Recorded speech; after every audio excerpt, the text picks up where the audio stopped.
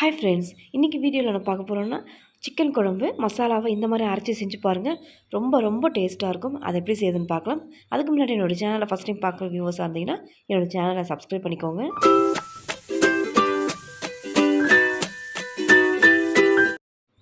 Stove on பண்ணி cooker ஒன்று heat பண்ணிக்கலாம். அதில் 4 ஸ்பூன் சமையல் எண்ணெய் சேர்த்துக்கிறேன்.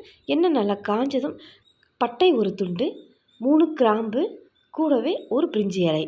எண்ணெயில் நல்லா ஃப்ரை ஆனதும் ஒரு பச்சை மிளகாயும் கூடவே ஒரு இனுக்கு கருவேப்பிலையும் சேர்த்துக்கோங்க. பச்சை மிளகாவும் கருவேப்பிலையும் எண்ணெயில் லைட்டாக மிக்ஸ் பண்ணி விட்டு 2 மீடியம் சைஸ் வெங்காயம் நீட்டை வாக்கில் வெட்டினதை சேர்த்துக்கிறேன். வெங்காயம் ரொம்ப வதங்கணும்னு அவசியம் இல்லை. லைட்டாக கண்ணாடி பதம் மாதிரி வந்ததும் நம்ம இதில் இஞ்சி பூண்டு விழுது சேர்த்துக்கலாம். இஞ்சி பூண்டு பேஸ்ட் 1 ஸ்பூன் அளவுக்கு சேர்த்துக்கிறேன். சேர்த்துட்டு பச்சை வாசனை இல்லாமல் இதை நல்லா வதக்கிக்கலாம். இஞ்சி பூண்டு பேஸ்ட் பச்சை வாசனை இல்லாமல் நல்லா வதக்கிட்டு தக்காளி சேர்க்காமல் 1/2 கிலோ அளவுக்கு சிக்கன் தான் இன்றைக்கி செய்ய போகிறேன். அந்த சிக்கனை இது கூட சேர்த்துக்கிறேன். வெங்காயம் வதங்கினதும் தக்காளியை சேர்த்து வதக்காமல் கறி கூட சேர்த்து தக்காளியை வேக விட்டுக்கோங்க. அது ஒரு மாதிரியான டேஸ்ட்டில் இருக்கும். இப்போ கறி நல்லா மிக்ஸ் பண்ணிவிட்டு இந்த கறிக்கு தகுந்த உப்பு சேர்த்துக்கிறேன். கூடவே தக்காளி ஒரு 2 மீடியம் சைஸ் தக்காளி இது கூட சேர்த்து கறியோடு சேர்ந்து இந்த தக்காளியை வேக விட்டு எடுத்துக்கலாம். கறியில் தண்ணி விடும். அந்த தண்ணி எல்லாமே நல்லா சுண்டி ஓரளவுக்கு கறியும் நல்லா வேக விட்டு பார்க்கலாம். நல்லா வெந்து வரதுக்குள்ளே இப்போ இதுக்கு ஒரு மசாலா ஒன்று அரைச்சிக்கலாம். அதுக்கு மிக்ஸி ஜார் ஒன்று எடுத்துருக்கேன். 4 பத்தை தேங்காய் பொடியை நறுக்கி சேர்த்துக்கிறேன்.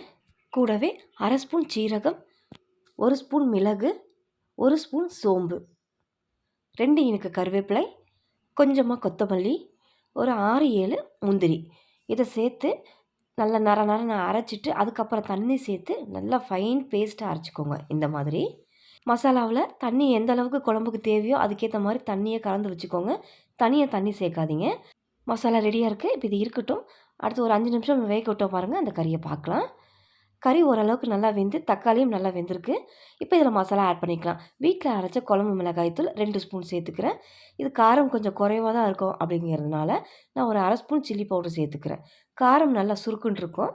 அதே மாதிரி நம்ம தேங்காய் விழுது சேர்க்கறனால கம்பல்சரி தனி மிளகாய்த்தூள் கொஞ்சம் சேர்த்துக்கோங்க. கூடவே கொஞ்சமாக மஞ்சத்தூளும் 1 ஸ்பூன் கரம் மசாலா சேர்த்துருக்கேன்.